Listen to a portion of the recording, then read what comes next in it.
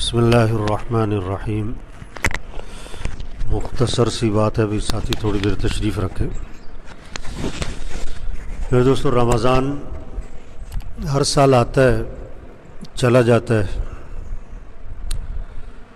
فائدہ کتنا اٹھایا اس رمضان سے، کتنا فائدہ اٹھایا؟ نہر میں پانی ہوتا ہے، ہر آدمی کتنا پانی لیتا ہے جتنا اس کا برتن ہوتا ہے۔ تو جس کو تھوڑا پانی ملا، اس کی وجہ یہ نہیں کہ پانی تھوڑا تھا نہر میں، بلکہ برتن چھوٹا تھا۔ اپنی اپنی طلب، اپنی اپنی محنت، اپنی اپنی کوشش کے اعتبار سے آدمی رمضان سے فائدہ اٹھاتا ہے۔ جتنا اہم مہمان ہو، جتنا بڑا کوئی مہمان ہو، اتنی اس کی قدر ہوتی ہے، اتنا اس کے لیے اہتمام ہوتا ہے پورے گھر میں کہ جی فلاں مہمان آ رہے ہیں، پتہ ہے تمہیں کون آ رہے ہیں؟ فلاں آ رہے ہیں۔ یہ رمضان اللہ کا مہمان، اس کی قدر ایک ایک دن قیمتی، ایک ایک رات قیمتی، ایک ایک صبح شام قیمتی، ایک ایک گھنٹہ منٹ لمحہ قیمتی۔ اس کو قیمتی بنائے۔ مکھیوں کا، شہد کی مکھیوں کا چھتا ہوتا ہے نا، اس میں شہد ہوتا ہے، لیکن شہد نکالنا بھی ایک کام ہوتا ہے۔ ہر آدمی نہیں شہد نکال لیتا، کسی کو مکھی پکڑ لیتی۔ یہ بہت قیمتی مہینہ ہے، بہت برکت والا، رحمت والا، مغفرت والا، اعمال والا۔ اللہ اپنے بندوں کی طرف متوجہ ہے، حدیث میں آتا ہے، لیکن بندہ بھی اللہ کی طرف متوجہ ہوا کہ نہیں؟ آپ تو کسی کے پاس چلے گئے، لیکن اس نے آپ کو کوئی توجہ ہی نہ دی۔ اللہ اپنی رحمت خاصہ نازل فرما رہے ہیں، لیکن کوئی اس رحمت خاصہ کو لوٹنے والا ہے؟ اللہ دعائیں قبول فرما رہے ہیں۔ سحری کا وقت مانگو، افطار کا وقت مانگو۔ اب دیکھیں ہم کتنی دیر دعا مانگتے ہیں سحری میں؟ 15 منٹ، 10 منٹ، 20 منٹ، چلو 5 منٹ۔ افطار کا وقت کس کا ہے؟ مانگو اللہ سے۔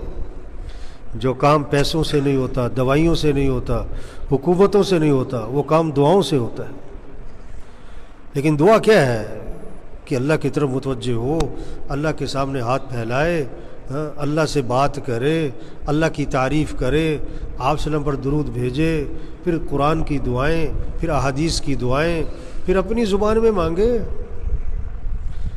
اب افطار میں آپ کے گھر میں کتنی دیر دعا کی فضا بنتی ہے؟ سحری میں کتنی دیر دعا مانگتے ہیں؟ کتنے نفل پڑھے؟ ساری رات جاگ کر بھی لوگ 2 نفل نہیں پڑھ رہے۔ اس سے فائدہ اٹھائیں۔ رمضان ہے، آیا اور جا رہا ہے۔ ایک روزہ ہو گیا کہ 2 ہو گئے کہ 3 ہو گئے کہ 4 ہو گئے کہ 15 روزے ہو گئے۔ اسی طرح کیا کہیں گے کہ رمضان کیا ہو گیا؟ ختم ہو گیا۔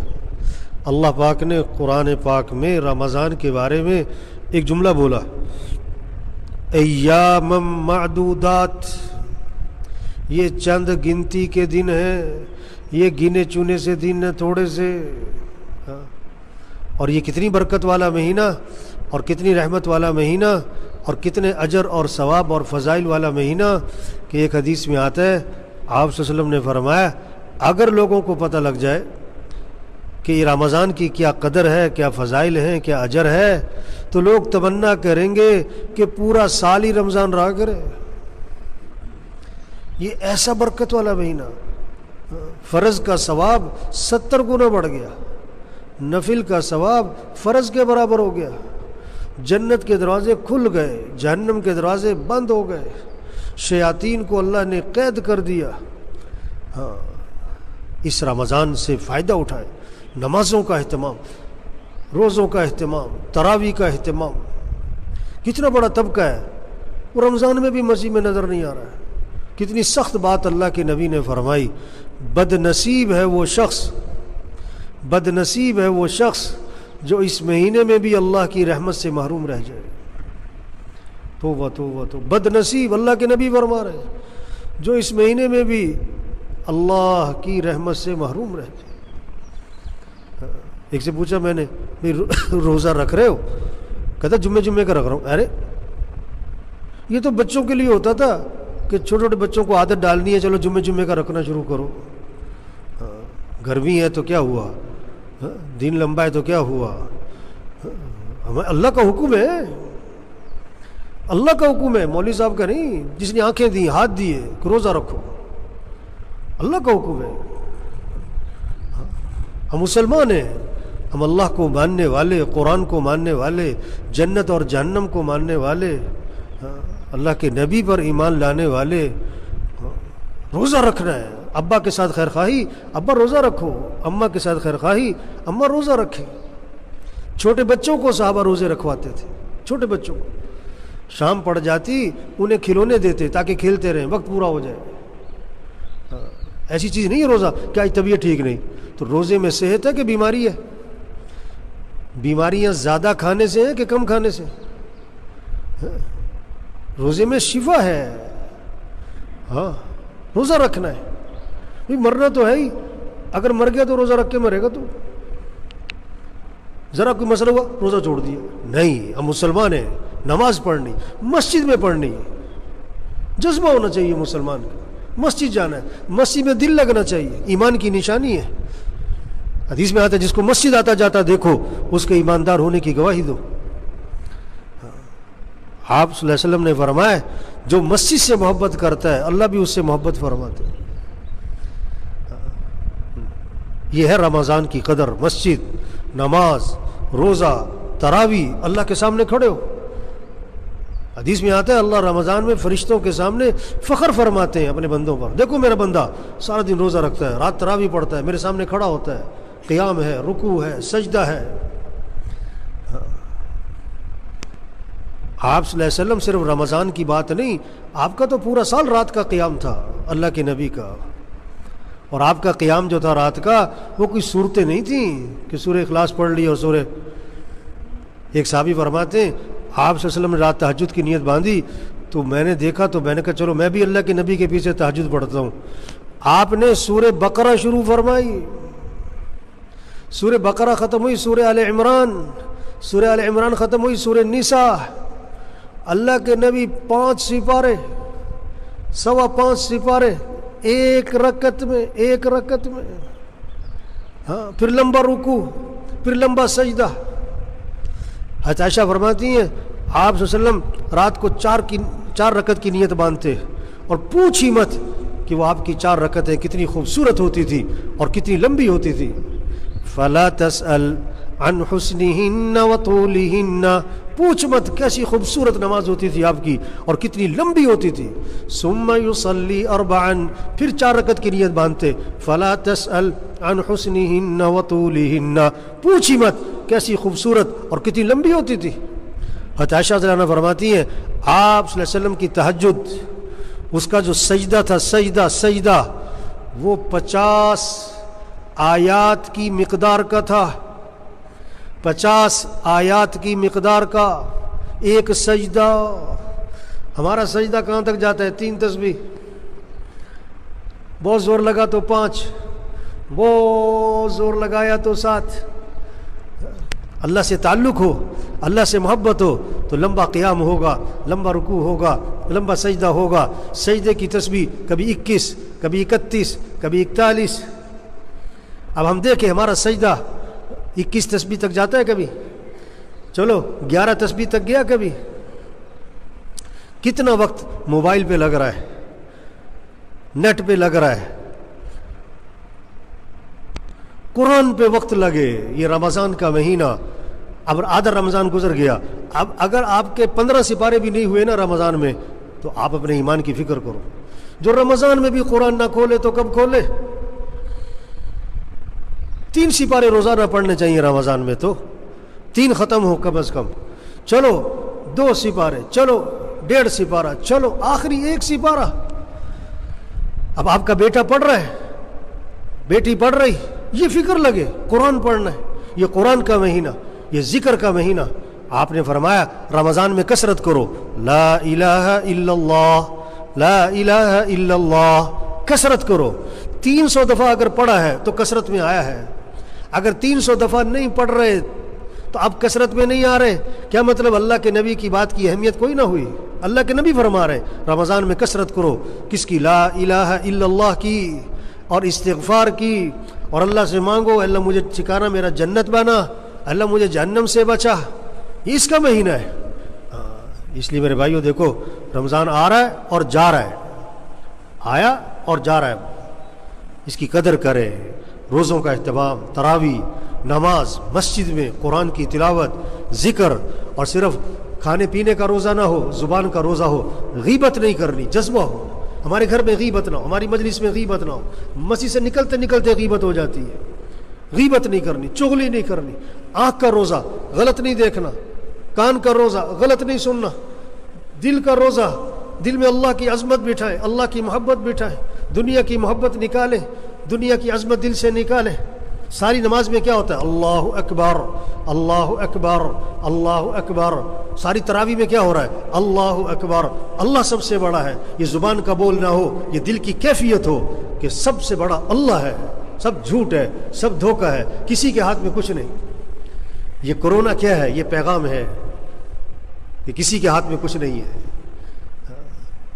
یہ اللہ کی طرف سے تنبیہ ہے، وارننگ ہے، گھنٹی بج رہی ہے، ہوش میں آؤ۔ لوگ کہتے ہیں مولوی صاحب کرونا کوئی وظیفہ بتاؤ۔ کیا وظیفہ ہے؟ توبہ کرو۔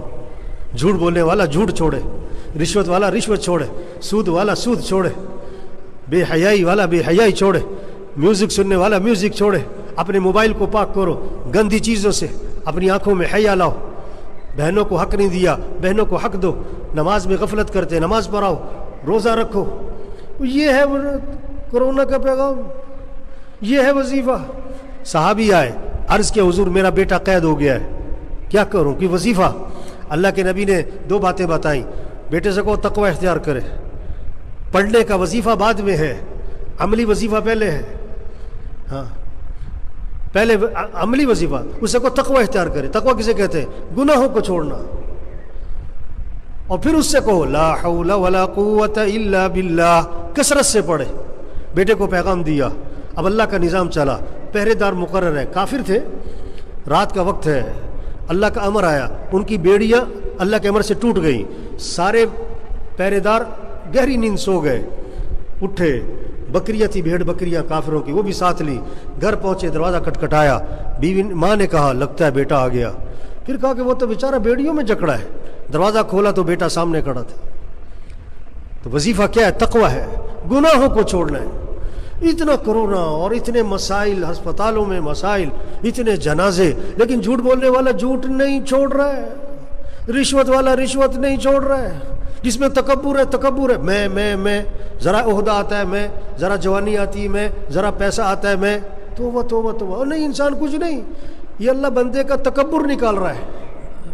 ہاں وَلَنُذِيقَنَّهُم مِّنَ الْعَذَابِ الْأَدْنَىٰ دُونَ الْعَذَابِ الْأَكْبَرِ لَعَلَّهُمْ يَرْجِعُونَ۔ ہم بڑا عذاب تو آخرت میں دیں گے، دنیا میں قریب میں عذاب دیں گے چھوٹے چھوٹے، کس لیے؟ تاکہ رجوع کریں۔ یہ وبا حدیث میں آتا ہے، یہ دنیا میں عذاب کیا ہے؟ یہ وبائیں عذاب ہے اللہ کی طرف سے، اس کو اللہ ہی دور کرے گا، کوئی نہیں کر سکتا۔ اللہ نے چاہ لیا ایک لمحے میں ختم ہو جائے گا، اللہ نے نہیں چاہا یہ 10 سال بھی نہیں ختم ہوتا۔ اللہ حفاظت فرمائے سب کی، اللہ اس وبا کو ختم فرمائے، اللہ اس وبا کو سب کی ہدایت کا ذریعہ بنائے۔ اس لیے میرے بھائیوں، احتیاطی تدابیر اپنی جگہ پر ہیں، سب سے بڑی احتیاط توبہ ہے، اللہ کی طرف رجوع ہے۔